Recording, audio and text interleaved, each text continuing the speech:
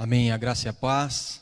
Um bom dia a todos, bom dia a você que nos acompanha em casa através do Facebook. Eu gostaria de compartilhar uma palavra com vocês que se encontra no livro de 2 Crônicas, capítulo 16. Nós vamos continuar falando sobre a vida do rei Asa e sobre as coisas que ele fez e as coisas que ele deixou de fazer, e também aquilo que ele fez que agradou a Deus e aquilo que ele fez que não agradou a Deus.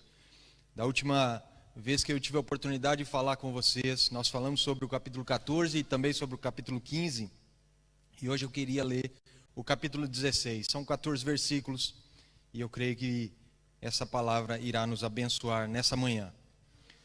2 Crônicas 16, a palavra diz assim: no 36º ano do reinado de Asa, subiu Baasa, rei de Israel, contra Judá, e edificou a Ramá, para que a ninguém fosse permitido sair de junto de Asa, rei de Judá, nem chegar a ele. Então Asa tomou a prata, o ouro dos tesouros da casa do Senhor e dos tesouros da casa do rei, e enviou servos a Ben-Hadad, rei da Síria, que habitava em Damasco, dizendo: haja aliança entre mim e ti, como houve entre meu pai e teu pai.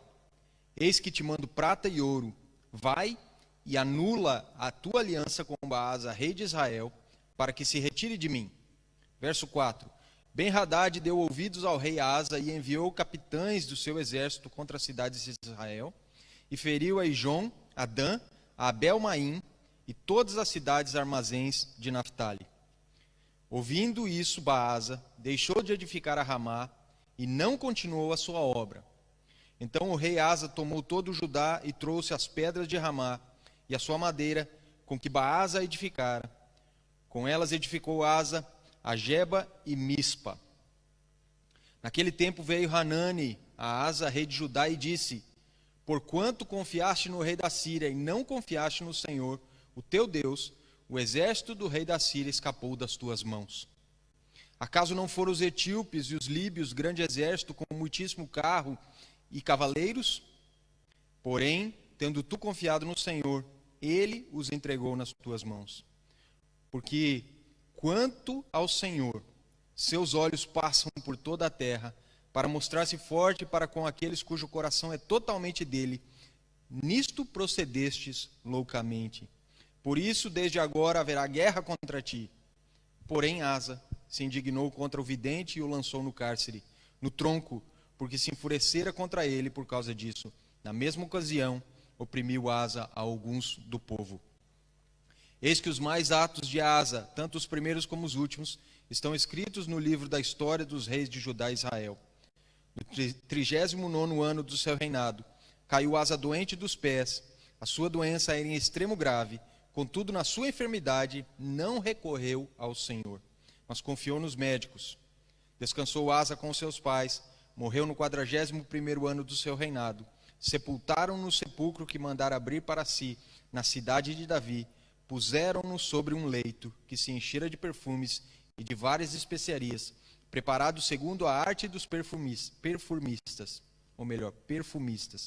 Foi muito grande a queima que lhe fizeram destas coisas. Amém? Paizinho, fala conosco nessa manhã. Nós queremos ouvir a tua voz, nós queremos ser ensinados pelo teu Espírito, nós queremos compreender essa palavra para poder praticá-la, colocá-la em prática e sermos abençoados pelo Senhor, acertando sempre o alvo e glorificando o teu nome, sendo as testemunhas que o Senhor deseja que sejamos aqui nessa terra, em nome de Jesus. Amém. Amém. Eu gostaria de falar sobre o Senhor fortalece aqueles que lhe dedicam totalmente o coração. Como nós vimos no verso 9 do capítulo 16, os olhos do Senhor passam por toda a terra para se mostrar forte para com aqueles cujo coração é totalmente dele. Mas eu gostaria de recapitular com vocês nessa manhã o capítulo 14 e também o capítulo 15, onde nós vimos Asa servindo ao Senhor. Nós vemos Asa obedecendo ao Senhor. Nós vemos Asa aproveitando os tempos de paz que o Senhor lhe concedera e edificando as suas cidades, fortalecendo as suas portas, fortalecendo as suas construções, protegendo mais ainda o seu reino e não somente construindo e reconstruindo a parte física da nação, mas também promovendo uma reconstrução espiritual, fazendo com que o povo se voltasse para o Senhor. No capítulo 14 nós vemos esse rei aproveitando o tempo que lhe era disponível e fazendo uma reforma. Nós vemos ele ameaçado pelo etíope Zerá, e esse vinha contra ele com um exército poderoso. E Asa se volta para o Senhor, ele busca a ajuda do Senhor, ele busca a força no Senhor, e ele recebe o seu milagre. Ele reconhece a sua pequenez, ele sabia que o seu exército era menor, ele sabia que o seu exército não era tão poderoso, e ele enfrenta aquele inimigo na força do Senhor, e ele recebe a sua vitória. No capítulo 15 nós vemos o Senhor preocupado com Asa, porque geralmente quando nós recebemos uma vitória, um milagre, quando nós estamos bem, quando tudo vai bem, quando é tempo de paz, nós relaxamos. E Deus preocupado manda o profeta falar com ele, dizendo: olha, agora que você é vitorioso, agora que você tem paz, agora que está dando tudo certo, você precisa continuar fazendo aquilo que você começou. Continue aproveitando o tempo de paz que eu estou te dando para reconstruir, para se fortalecer, para me buscar mais, para se aprofundar mais nesse relacionamento, para não se desviar, para não se tropeçar, para você não vir a errar no futuro. No capítulo 15, ele recebe essa palavra de alerta, mas também uma palavra de bênção e de prosperidade, e ele se posiciona de forma corajosa e firme. Ele não endurece o seu coração, ao contrário, ele obedece uma vez mais e faz uma faxina, tanto física quanto espiritual, na nação. Essa faxina foi tão profunda e ela foi constante, que ele não só fez aquilo que ele já havia começado a fazer, mas ele também restaurou o altar da adoração. Ele derrubou os postes ídolos, e ele até mesmo destituiu a sua avó, a rainha mãe, que era uma idólatra, e destruiu a sua estátua de Azerá. Baseado na história do rei Asa e do povo de Judá, nós aprendemos que nós devemos aproveitar o tempo, e esse tempo que temos de isolamento, ele é propício para isso, para que nós possamos fazer uma faxina na nossa vida. Nós temos que rever as nossas prioridades, os nossos anseios, os nossos desejos. Nós temos que limpar a nossa vida de todos os objetos que nós colecionamos, que não agradam ao Senhor. Nós temos que até mesmo olhar para as lembranças de viagem que nós guardamos e vermos se aquilo alguma vez esteve ou possa estar ligado com a nossa vida passada, com a vida que tínhamos antes de conhecer o Senhor Jesus. Nós temos que ver o nosso coração, nos livrar de rancores, mágoas, pecados, tradições religiosas, sentimentos ruins, atitudes que nós cultivamos que não agradam ao Senhor, e até mesmo amizades e relacionamentos. Veja bem, ele destituiu a avó dele de um cargo importante no seu reino, porque ela era uma idólatra. E às vezes nós precisamos também fazer uma faxina com relação aos nossos relacionamentos, esses que são prejudiciais, que nos levam para longe do Senhor. Temos que limpar também a nossa vida de todas as ideologias, doutrinas e até mesmo teologias erradas, dos nossos achismos, das nossas superstições, das nossas crendices. É tempo de aproveitar o isolamento para sermos radicais, limpar realmente, jogar fora realmente tudo que não presta, queimar, destruir, destituir, santificar. Honrar ao Senhor, obedecendo a sua palavra e colocando essa palavra em prática. Sermos firmes é uma questão de decisão, depende de nós, não depende de mais ninguém. É entre nós e Deus, entre você e Deus, entre a minha pessoa e Deus. Aproveite esse tempo e se consagre, faça como o rei Asa e toda a nação, e vá em frente, e não deixe de fazer aquilo que o Senhor está pedindo para você fazer. Lembre-se, Davi, ele se recusou a oferecer um sacrifício a Deus que não lhe custasse nada, porque consagração requer sacrifício. Não é somente abandonar certas coisas, mas é também começar a fazer outras coisas que nós não estávamos fazendo. O Senhor cumpriu tudo aquilo que prometera ao rei Asa e ao povo de Judá através do profeta. Ele se deixou achar por esse povo à medida que esse povo o buscava. O Senhor então os deu descanso por mais de 20 anos.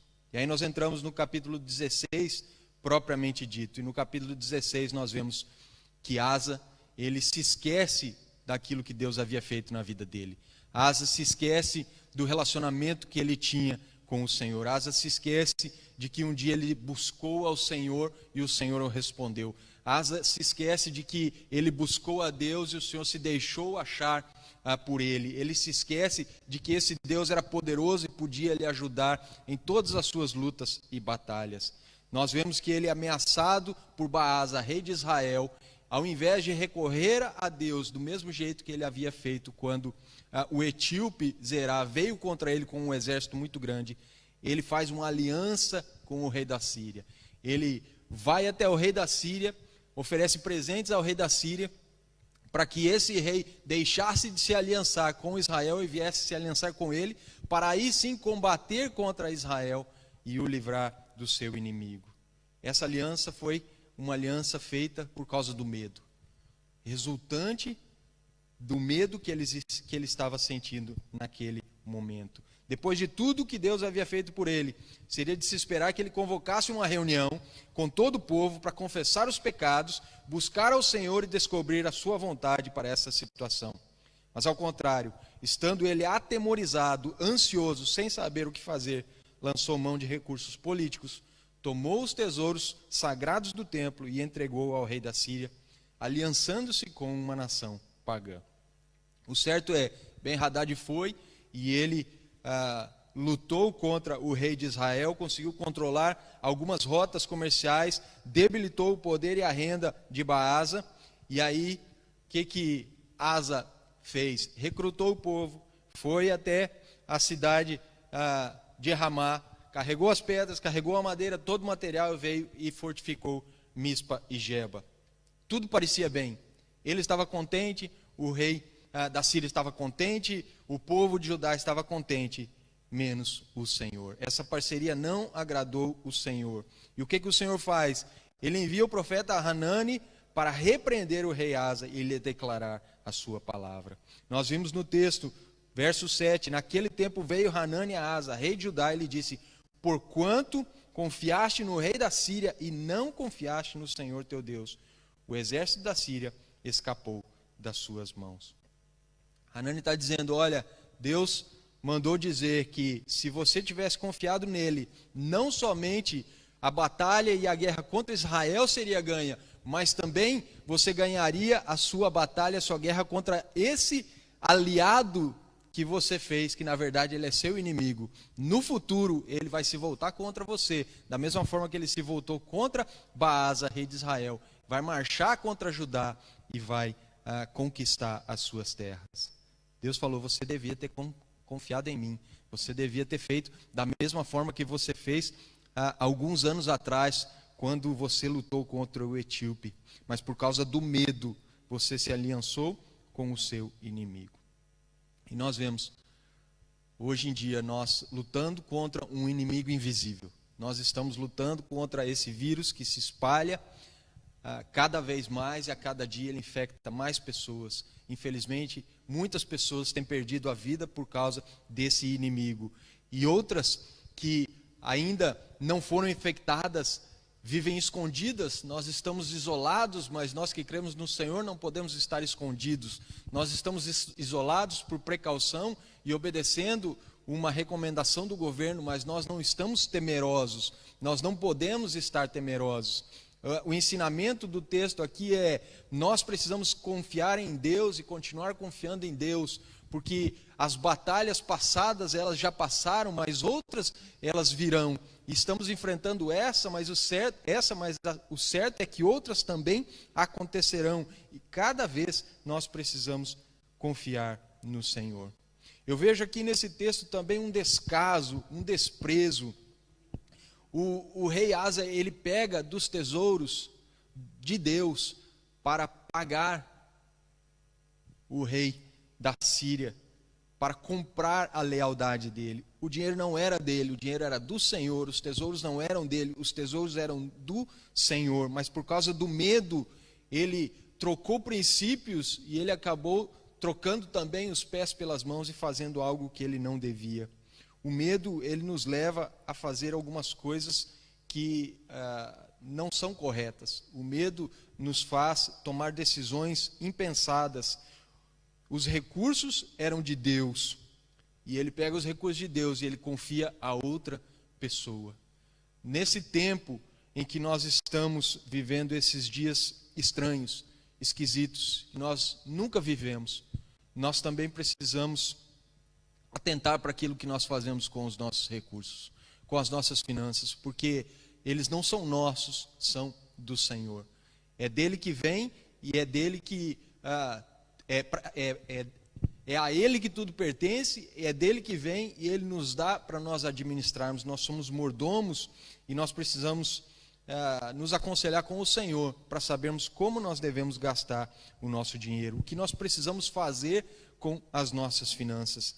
Jesus disse que nem só de pão viverá o homem, mas de toda palavra que procede da boca de Deus. Mateus 4:4. Jesus estava numa situação perante Satanás, em que ele tinha fome, em que ele estava desesperado, em que ele estava fraco, em que ele estava debilitado, mas ele estava no controle da situação, porque ele sabia qual era o seu propósito e ele sabia qual era o papel que ele precisava fazer aqui na terra, desempenhar aqui na terra. Nós também precisamos estar alertas e também precisamos saber o que o Senhor tem nos confiado aqui nessa terra. Não deixe de obedecer a palavra e utilizar os seus recursos financeiros que são dele, para que você rompa princípios e consiga de alguma forma se safar nesse tempo de crise.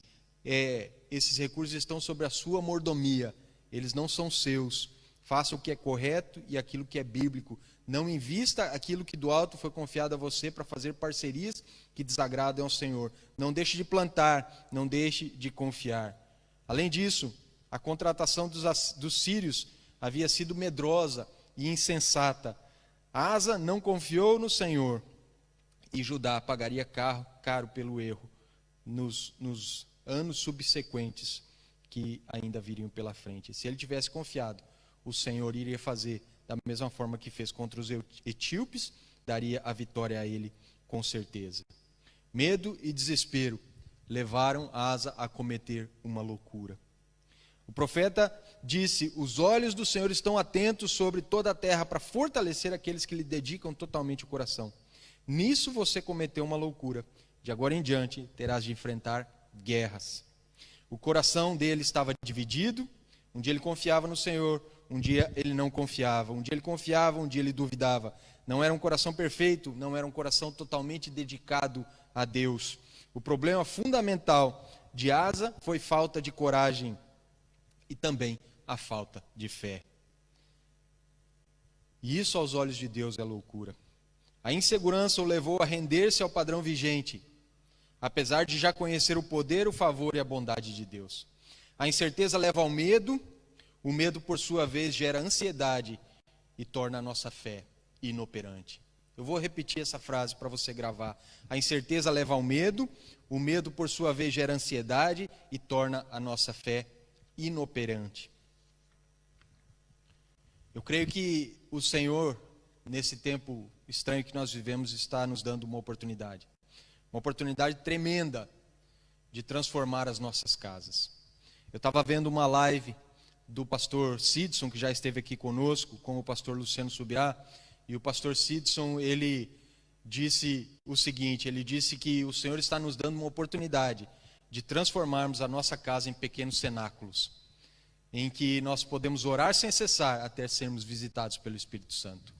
Há alguns meses atrás, Deus me deu algumas palavras para compartilhar com a igreja e nós falamos bastante sobre o Pentecostes, nós falamos bastante sobre a atitude dos discípulos de se reunirem e juntos buscarem a presença do Senhor até que do alto eles fossem visitados e cheios de poder. Nós estamos reclusos agora nas nossas casas, isolados. Aproveite essa oportunidade. O Senhor está dando essa oportunidade a cada um de nós e é dever nosso aproveitá-la da melhor forma possível. Transforme a sua casa em pequenos cenáculos e ore até ser visitado pelo Senhor. A maioria dos avivamentos se deu em tempos de crise, tempos difíceis que levaram homens e mulheres de Deus a caírem de joelhos e clamarem por ajuda do alto. Essa foi a observação que o pastor Luciano Subirá fez depois que o pastor Sidson deu a sua opinião a respeito desse tempo. O pastor Luciano disse: a maioria dos avivamentos se deu em tempo de crise, tempos difíceis que levaram homens e mulheres de Deus a caírem de joelhos e clamarem pela ajuda do alto. Toda crise representa uma oportunidade de orar mais, de ler mais, de praticar mais, santificar mais, se entregar mais. Deus aproveita as crises para extrair o melhor do seu povo, enquanto vai revelando o pior de nós, enquanto nós passamos por ela. Deus revela o pior de nós para que a gente se conserte, e Deus aproveita as crises para extrair o melhor de nós, aquilo que nós nem mesmo sabemos que nós temos. Na hora do aperto, nós precisamos ser crentes de verdade. Na hora da falta de azeite é que precisamos obedecer a palavra. Na hora da falta de azeite é que precisamos providenciar as botijas. Na hora da falta de azeite é que nós precisamos continuar crendo que o milagre vai acontecer. Ao invés de medo, como o rei Asa fez, nós deveríamos aproveitar essas oportunidades que Deus está nos dando para sermos impulsionados e andarmos para frente, agradando a Ele, trabalhando mais e mais para cumprir a grande comissão. Deus está nos dando uma nova chance de nos posicionarmos, de nos prepararmos, de nos achegarmos a Ele, de nos decidirmos a fazer a sua vontade, de obedecermos a sua palavra e não vivermos angustiados e atemorizados. Se nós agirmos como Asa, diante da dificuldade, da adversidade, nós não veremos o livramento do Senhor. E ainda por cima, seremos repreendidos por Ele, e as consequências das nossas escolhas serão ainda piores. Nesse momento em que nós não sabemos o que vai acontecer, nem com as nossas vidas, nem com os nossos trabalhos, nem com as nossas finanças, nem com a nossa família, nem com os nossos amigos, nem com o mundo, nessa hora, nós precisamos crer para vermos o livramento do Senhor, porque se nós não crermos, nós seremos reprovados por Ele, e as consequências elas serão ainda piores, porque humanamente nós nos deixaremos levar pelo aquilo que já está aí no mundo, né? O medo, a angústia, o temor, o receio, e espiritualmente nós estaremos enfraquecidos e deixaremos de ter a ajuda do Senhor para nós continuarmos a nossa caminhada e vencermos a nossa batalha, que é a principal batalha, é chegarmos na eternidade, é estarmos perseverantes até o final, para sermos daqui levados pelo Senhor, ou se morrermos, sermos salvos e estarmos com Ele por toda a eternidade.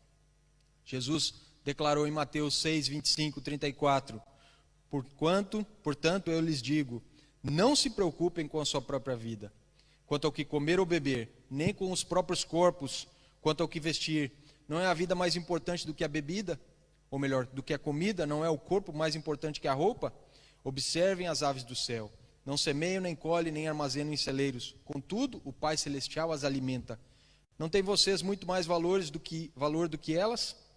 Quem de vocês, por mais que se preocupe, pode acrescentar uma hora que seja a sua vida? Porque vocês se preocupam com roupas? Vejam como crescem os lírios do campo. Eles não trabalham, nem tecem. Contudo, lhes digo que nem Salomão, em todo o seu esplendor, vestiu-se como um deles. Se Deus veste assim a erva do campo, que hoje existe e amanhã é lançado no fogo, não vestirá muito mais a vocês, homens de pequena fé? Porquanto não se preocupem dizendo, que vamos comer, que vamos beber, ou que vamos vestir? Pois os pagãos é que correm atrás dessas coisas, mas o Pai Celestial sabe que vocês precisam delas. Busquem, pois, em primeiro lugar o reino de Deus, a sua justiça, e todas essas coisas lhes serão acrescentadas. Portanto, não se preocupem com o amanhã, pois o amanhã se preocupará consigo mesmo, basta a cada dia o seu próprio mal. Gostaria de fazer uma analogia para nós entendermos como é que o medo funciona. Eu me lembro, quando eu era jogador de futebol, de estar assistindo um programa esportivo, e esse programa falava a respeito de um menino que estava subindo dos juniores para o sênior, e ele tinha um futuro muito promissor, porque ele realmente tinha muita qualidade. E quando ele foi fazer a sua estreia pelo time principal, uma equipe de algum país que eu não me lembro ao certo qual era, ele estava na beira do relvado, ele iria substituir um jogador que já estava jogando. Quando a placa com o número do jogador para sair levanta e o número dele também para entrar é anunciado, ele, por causa do medo, ele paralisa. E ele não consegue entrar no gramado, e o treinador tem que mudar a substituição por causa daquela atitude inesperada dele. Era a chance dele. Ele trabalhou a sua vida para aquilo, e na hora em que ele iria concretizar o seu sonho de jogar pela equipe principal, pela sua equipe principal, a equipe de profissionais, o medo o paralisou. Eu me lembro também de estar vendo um jogo da NBA, e era uma final do campeonato profissional de basquete dos Estados Unidos, e houve um jogador que, ao iniciar o jogo, ele pega na bola e ele faz uma cesta bonita. O problema é que aquela cesta foi no lado contrário. Ele fez a cesta na sua própria cesta, ou seja, ele fez 2 pontos para o adversário. E os colegas dele, companheiros de time, ficam olhando para ele com uma cara assim, de assustados, né? Perguntando, talvez, o que é que você fez? Por que você, em vez de fazer a cesta lá, você não fez lá? Você acabou de ajudar a equipe adversária. E isso nos mostra o que o medo pode fazer, não é? E o que a preocupação exagerada ela também pode fazer. Um estava com medo, não conseguiu entrar em campo, o outro estava preocupado em demasia porque era um jogo importante e acabou trocando os pés pelas mãos. Foi isso que Asa fez. Ele se precipitou, e Jesus aqui nos ensina que nós não podemos nos precipitar. Asa paralisou e tomou uma decisão errada por causa do medo. E Jesus aqui nos diz que nós não podemos agir da mesma forma. Nós não temos que nos preocupar com as nossas vidas, nem com o que vamos comer, nem com os nossos corpos, nem com o que vamos vestir. Nada disso é importante. O que é mais importante é nós fazermos a vontade dele. Ele diz: olha, eu cuido das aves do céu, eu cuido dos lírios, eu cuido da criação. Eu vou cuidar de vocês também, não é? Homens de pequena fé. Esses dias eu vi uma frase que eu achei interessante. A frase dizia: um vírus microscópico, tão pequeno que a gente não consegue ver, não é? Faz esse estrago que nós estamos vendo aí todos os dias nos noticiários e até mesmo aqui em Jersey e ao redor do mundo. Imagina o que uma fé do tamanho de um grão de mostarda não pode fazer. Se um vírus microscópico faz esse estrago, imagina uma fé tão pequena como Jesus disse, igualzinho um grão de mostarda. O que essa fé não pode fazer? Jesus nos diz: não se preocupem dizendo o que vamos comer, o que vamos beber ou com o que vamos nos vestir. Quem corre atrás dessas coisas são os pagãos. O Pai Celestial de vocês sabe que vocês precisam dela. Busquem, pois, em primeiro lugar o reino de Deus, a sua justiça, e as outras coisas serão acrescentadas. Não se preocupem com o dia de amanhã. Essa é uma atitude contrária ao medo. O medo nos diz: se preocupe. O medo diz: se angustie. O medo diz: se desespere. E Jesus diz: não se preocupem com o dia de amanhã. Vivam o hoje, vivam o isolamento, viva esse tempo em família, aproveite para agradar ao Senhor, para buscar mais, para fazer tudo aquilo que eu falei que nós devíamos fazer no início da pregação, fazer essa faxina. Não faça como Asa, não esqueça do seu relacionamento com Deus, não esqueça do que Deus já fez por você no passado, traga à sua memória aquilo que pode lhe dar esperança. Se Asa, ao ouvir que o rei Baasa de Israel estava vindo contra ele, tivesse se lembrado do que Deus já havia feito na vida dele no passado, certamente ele traria a esperança para a sua vida e ele voltaria-se para o Senhor. Eu quero finalizar com um pensamento do pastor Elias Dantas, que diz assim: para nós cristãos, a vida e a morte são termos relativos.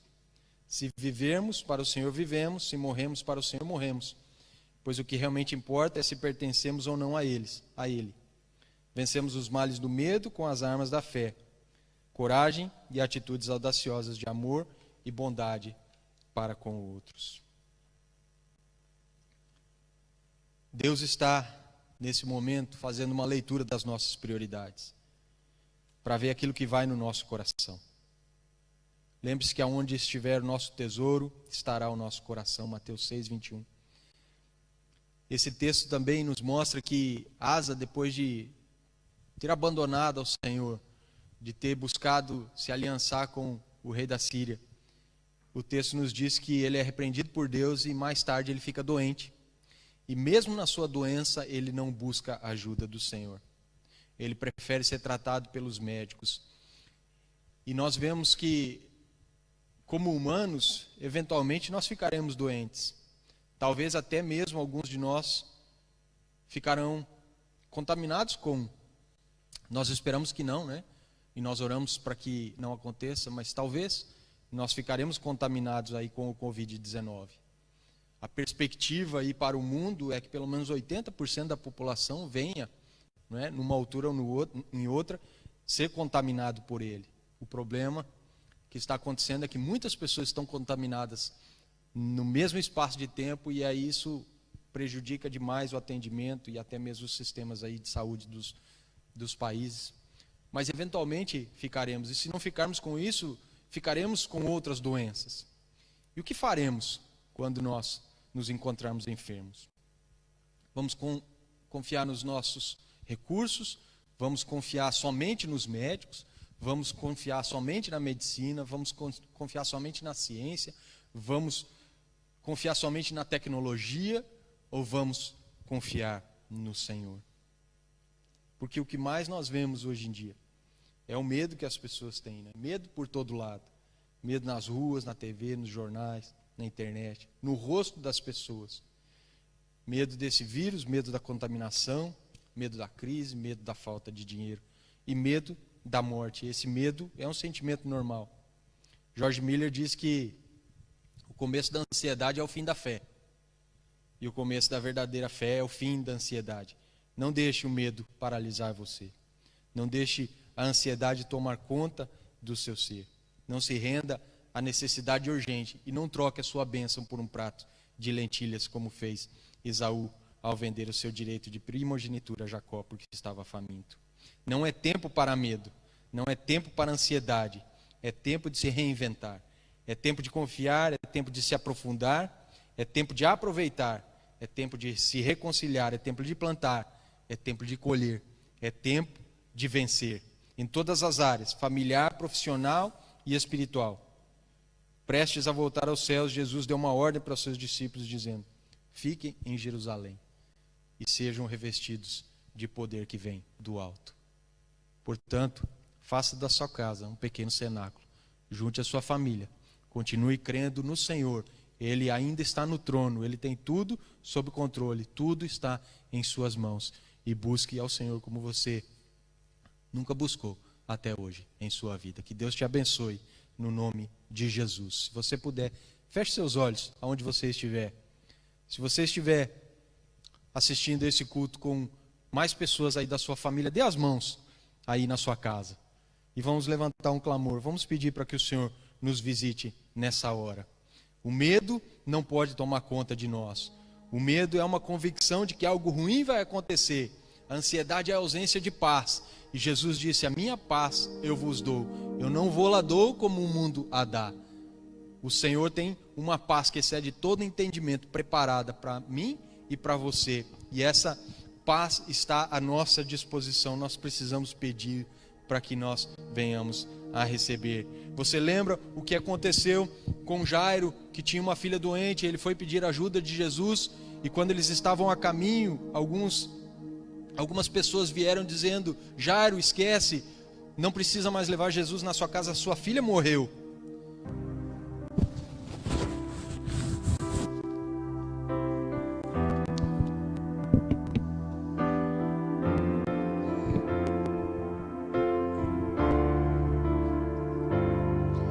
Maior é o que está em nós do que o que está no mundo. Maior é o que está em nós do que o que está no mundo. Tudo que Jesus Jesus conquistou, tudo que Jesus conquistou na cruz é direito nosso, é nossa herança. Todas as bênçãos de Deus para nós tomamos posse, é nossa herança. Toda a vida, todo poder, tudo que Deus tem para dar, abrimos nossas vidas para receber. Nada mais nos resistirá. Maior é o que está em nós do que o que está no mundo. Maior é o que está em nós do que o que está no mundo. Maior é o que está em nós do que o que está no mundo. Maior é o que está em nós do que o que está no mundo.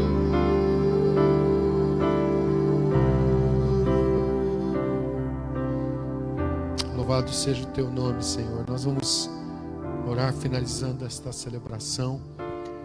E você que está nos assistindo, que ainda não tomou sua decisão por render totalmente sua vida a Jesus, que nunca fez uma oração de entrega de Senhor Jesus, eu quero te convidar para entrar na minha vida e ser o meu Senhor, o meu Salvador. Eu quero convidar você a fazer essa oração de entrega. Sim, pode ser agora mesmo aí, sozinho na sua casa, ou se você está com alguém, sabe, você pode sim fazer essa entrega ao Senhor. Então, eu queria convidar você a se render totalmente.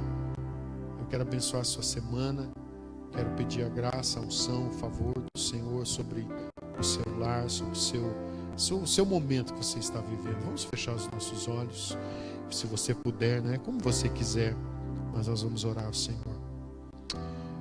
Oh, Papai, Tu és tão bom, Senhor. Tu és bom o tempo todo, Senhor. Obrigado, Senhor, por estarmos aqui juntos, reunidos em Teu nome. E agora, Pai, que estamos finalizando esta celebração juntamente com irmãos e irmãs ao redor do mundo. Eu quero, Pai, nesta hora pedir que o favor do Senhor alcance realmente cada lar, cada família. E eu oro, meu Deus, para uma semana de vitória, uma semana, ó Deus, onde nós venhamos vivenciar a graça do Senhor. Ó Deus, onde a gente venha vivenciar realmente, Deus, os Teus milagres, Pai, sobrenaturais. Muito obrigado, Deus. Quero te agradecer.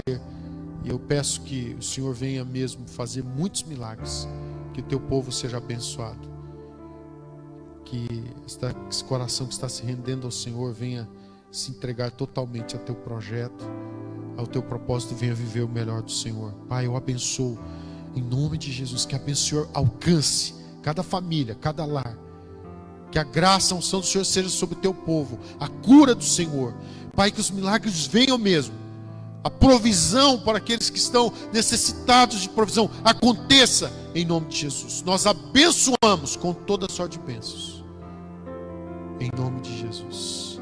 Em nome de Jesus, que o Senhor te abençoe e te guarde, que a graça, a unção, o favor do Senhor esteja sobre sua família aí. Faça o altar do Senhor na sua casa, que o Senhor venha fazer resplandecer o seu rosto sobre ti, que o Senhor tenha misericórdia de ti, que sobre ti Ele derrame a sua paz, a sua presença, a plenitude de vida. Deus te abençoe. Tenha uma semana vitoriosa, em nome de Jesus. Amém. Até quinta-feira, às 8 horas da noite. Deus te abençoe poderosamente.